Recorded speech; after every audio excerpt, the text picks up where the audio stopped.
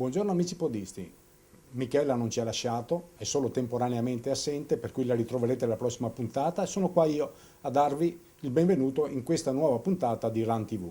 Run TV che inizia con la Maratona di Firenze che purtroppo al suo interno ha avuto anche un evento luttuoso, un atleta che è morto a 1 chilometro dal traguardo, a cui siamo tutti vicini anche noi della redazione di Run TV, ma andiamo a vedere anche che cosa è successo nella cronaca della gara. Cronaca della gara che andiamo a vedere proprio perché c'erano molti veneti nel suo interno.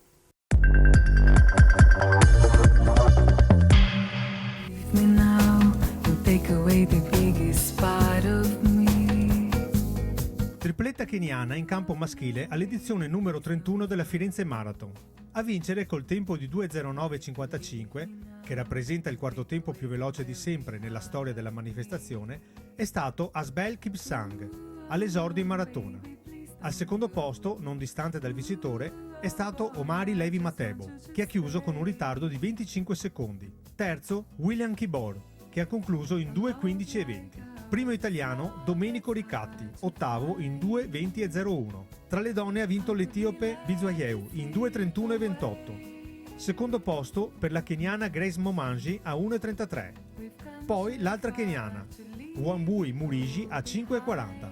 La gara è partita alle 9:20 in una Firenze nuvolosa ed il colpo di pistola è stato dato dal sindaco Dario Nardella. In gara anche il ministro dei trasporti Maurizio Lupi. Ben 9.430 i partenti che sono stati preceduti dai maratonabili, con le loro carrozzine di ragazzi disabili spinte dai podisti dell'omonima associazione. Poco dopo il via della maratona, alle 9:45, in piazza Santa Croce è partita, tra le evoluzioni degli sbandieratori fiorentini e al suono delle chiarine, la manifestazione ludico-motoria di 1,5 km Ginky Family Run, che ha allineato al via quasi 2000 tra ragazzi e genitori, con incasso devoluto in beneficenza. Una gara molto regolare questa 31esima edizione della Firenze Marathon, sia in ambito maschile che in quello femminile. Era stata preparata una gara veloce con atleti di elevata qualità tecnica e così i risultati si sono visti. A testimonianza il quarto tempo di sempre della manifestazione per il vincitore Asbel Kipsang, classe 1993.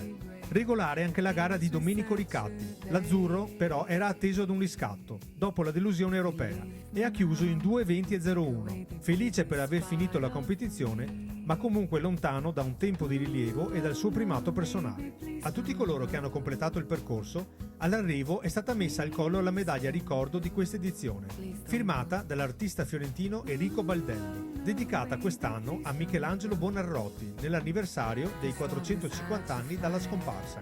Rieccoci qua. Adesso parliamo ancora di Venice Marathon. Venice Marathon che è finita da poco più di un mese, però tutto lo staff è già al lavoro e sta preparando quelli che saranno i prossimi appuntamenti.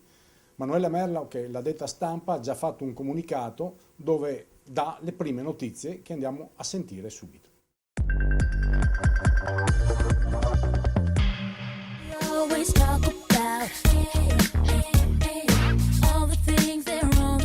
In casa Venice Marathon è già ora di alzare il sipario sulla maratona numero 30 e su tutti gli eventi collaterali. Il 2015 sarà un anno di lunghi festeggiamenti. Si inizia il 26 aprile col terzo Venice Running Day, si prosegue il 23 maggio con la quinta Moonlight Half Marathon da Cavallino Treporti a Jesolo, per poi arrivare al 25 ottobre con la 30esima Venice Marathon e la seconda VM 10 km, che oltre a essere stata promossa a pieni voti ha già aperto le iscrizioni. Per i primi 1000 iscritti gli organizzatori hanno deciso di mantenere la quota già in vigore di 18 euro. La seconda novità è che verrà abbinata una 10 km non competitiva anche alla Moonlight Half Marathon, la mezza maratona internazionale che si correrà sabato 23 maggio 2015 nella consueta cornice da Cavallino Treporti a Jesolo. L'obiettivo sarà di attrarre i molti turisti che frequentano il litorale e invogliare tutta quella fascia di persone che predilige un impegno non competitivo. Si apre per noi un periodo nuovo ed entusiasmante che ci porterà a festeggiare le 30 edizioni della Venice Marathon, ha commentato il presidente Piero Rosa Salva. Stiamo lavorando per arricchire ancora di più la nostra offerta di running.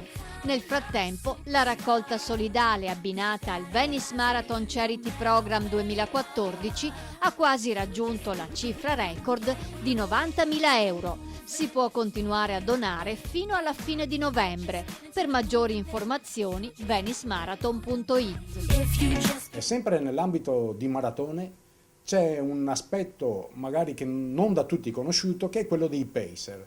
Pacer che ci sono in tutte le principali maratone italiane e straniere e che fanno un lavoro particolare. Andiamo a conoscerli e vediamo le loro impressioni.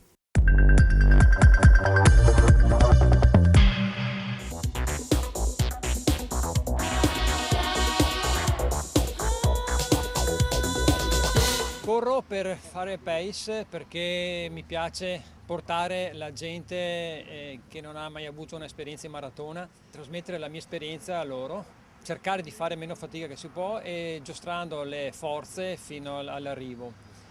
Tutto questo è venuto da quando ho iniziato a fare la guida ai non vedenti, quindi aiutando gente che purtroppo non ha questa fortuna come l'abbiamo noi di poter fare e gustare una maratona. E da qui è partito il mio discorso, la mia volontà di aiutare chi vede e chi non vede. Questa esperienza mi ha aiutato molto, mi ha fatto capire tante cose e cerco di portarla avanti e di trasmetterla soprattutto anche a amici, famiglia, figli e quant'altro.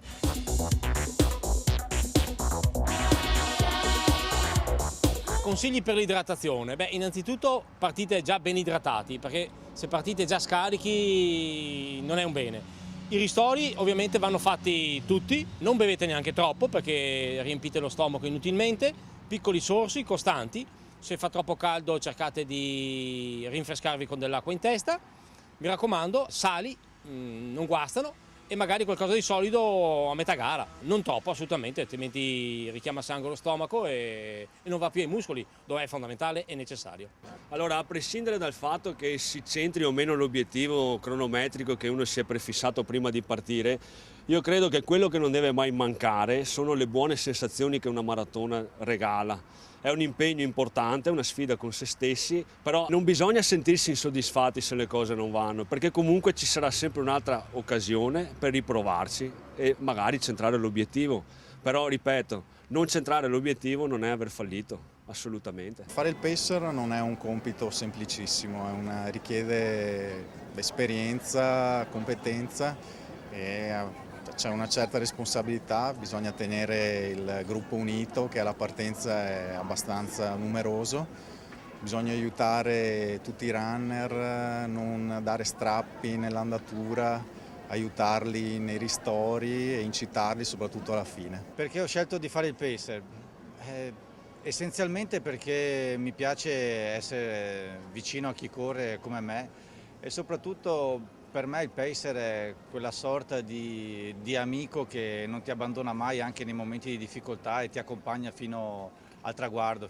Ogni volta fare il pacer è un'esperienza veramente fantastica e mi rendo conto che la magia, il segreto per me è pensare a farli divertire il più possibile, accompagnarli in un viaggio che sarà fantastico. Attraverso qualche risata, qualche momento di incitamento si crea veramente un flusso magico all'interno del gruppo. L'idea di fare il gruppo è quello che crea qualcosa di importante. Si crea una squadra fin da subito e al tempo stesso le persone sentono questa cosa e mi è capitato veramente di vivere esperienze incredibili tutti quanti insieme, poi arrivando all'arrivo e gioendo poi tutti quanti insieme dopo il traguardo. Questa è l'immagine, la diapositiva che fa la differenza per tutto il viaggio.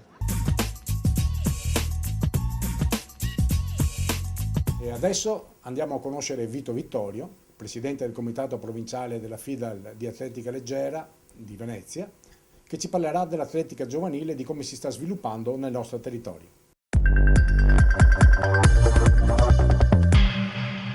Perché l'atletica non riesce a sfondare nei giovani come ad esempio sfondano sport come il calcio ad esempio? Il calcio viene in qualche modo, come dire, mediato con l'obiettivo del denaro. L'atletica invece è lo sport vero, cioè lo sport di tutti coloro che giorno per giorno si impegnano, lavorano, sudano per migliorare se stessi. Ed è un po' la metafora della vita, tutti noi ci dovremmo impegnare e ci impegniamo per mettere un mattoncino, come dire, ulteriore giorno per giorno. E la scuola può aiutarvi in questo senso? Beh, certamente sì, la famiglia e la scuola sono i due elementi chiave della formazione dei giovani. È chiaro che anche lì lo sport deve essere individuato come fattore di crescita dei giovani, e se questo viene percepito sicuramente l'atletica leggera svolge un ruolo importantissimo. Come sta l'atletica del nostro territorio? Beh, noi per fortuna il Veneto è la regione, come dire, insieme alla Lombardia, leader in Italia di tutto il movimento, e la provincia di Venezia, non certamente per merito mio, è nel Veneto, in rapporto al numero degli iscritti, alla popolazione, una delle province importanti, un territorio che continua a produrre, a fornire, a dare all'atletica italiana dei grandi campioni, che ovviamente sono il frutto di un lavoro diffuso nel territorio, molto strutturato, molto radicato. In provincia di Venezia abbiamo la Biotecna di Marcone, che è una società importante, leader. Abbiamo adesso da qualche tempo la Coin, che è ritornata ad investire nella promozione dell'atletica. Abbiamo un numero diffuso di medie società che siamo certi, speriamo e ci auguriamo, saranno, come dire, approdo di tutto il movimento, quindi catalizzatore, faro per tutto il movimento. Da presidente provinciale, che messaggio si sente di dare ai giovani che ci stanno guardando? Beh, l'atletica, l'ho detto, è questo. In atletica non si fa panchina, c'è un straordinario fenomeno che sono appunto le corse su strada, dove migliaia di persone partecipano. Di questi la stragrande maggioranza, la quasi totalità, sa di non poter ambire alla vittoria finale, ma ciò nonostante partecipa proprio con l'obiettivo di migliorare la propria prestazione, cioè di fare un secondo in meno della volta precedente, o più semplicemente di arrivare al traguardo. Questa è la lezione dell'atletica e la gioia che trasmette. E dopo aver sentito Vito Vittorio che parlava del settore giovanile, parliamo ancora di FIDAL, parliamo di Run Card. Run Card abbiamo presentato la scorsa settimana l'evento che è stato fatto a Roma proprio per la sua presentazione, ma non tutti ancora la conoscono. Ci saranno diverse implicazioni, invitiamo pertanto tutti quanti quelli che ci seguono di andare a vedere che cos'è la Run Card e scriverci le loro impressioni proprio nell'indirizzo che è in sottoimpressione, che scorre in questo momento. E adesso vediamo un panorama su alcuni eventi che si sono svolti di recente.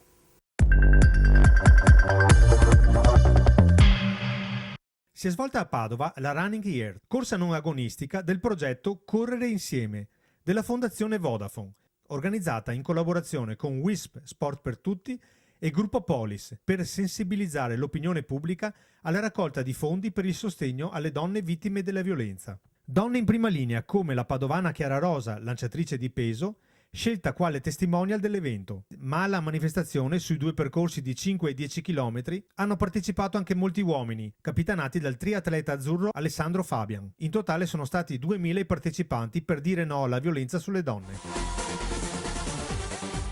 I mestrini Alberto Casadei, Fiamme Oro e Massimo Cigana, K-Line, hanno concluso a pari merito la 21esima Laguna Phuket in Thailandia di triathlon, giungendo insieme al traguardo e stabilendo così un nuovo e singolare primato della gara. Organizzato da Venezia Runner, si è svolto nell'isola di Murano il campionato provinciale di corsa campestre. Oltre 200 i concorrenti partecipanti, con una cinquina del gruppo Coin e con la soddisfazione del presidente Piero Coin e del suo staff. Boltà Martellago, invece, ha conquistato 3 successi nei Master. Nell'individuale, grande soddisfazione del nualese Luca Solone, che ha bissato il successo di una settimana fa a Rio San Martino.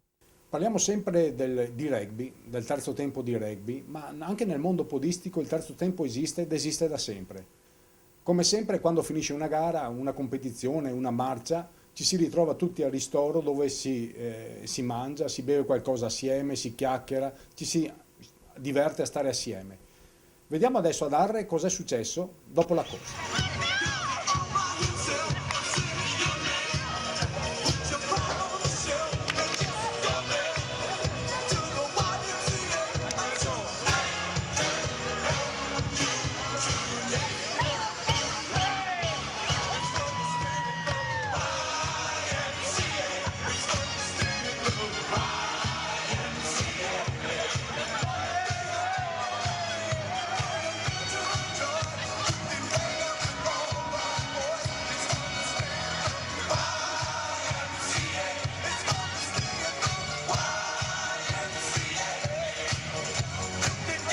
Veniamo adesso alla nostra pagina degli appuntamenti. Naturalmente, prima di mostrarveli, vi ricordiamo anche che potete spedirci i vostri filmati, mandarci le notizie nell'indirizzo che vedete sempre in sottoimpressione, che noi provvederemo a pubblicarli e a darne risalto.